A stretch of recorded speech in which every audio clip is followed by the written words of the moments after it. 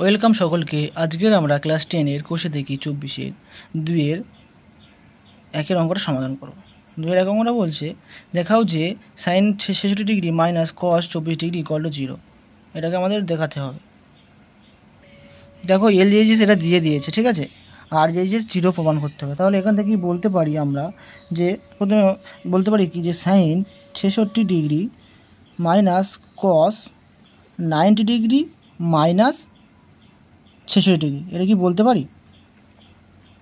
কারণ 90 ডিগ্রি থেকে 66 ডিগ্রি বাদ দিলে 24 ডিগ্রি থাকে, এটা বলতেই পারি, তাই না?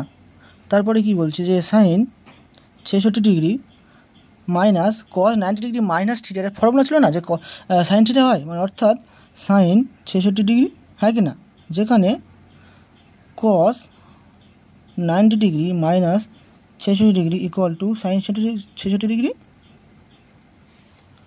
তাহলে কি বলতে পারি যে sine 66 degree minus sine 66 degree তাহলে কী হয় 0। অতএব বা বলতে পারি কি ইকুয়াল টু RHS, হ্যাঁ কি না? এটা বলা যেতে পারে না, হ্যাঁ কি না?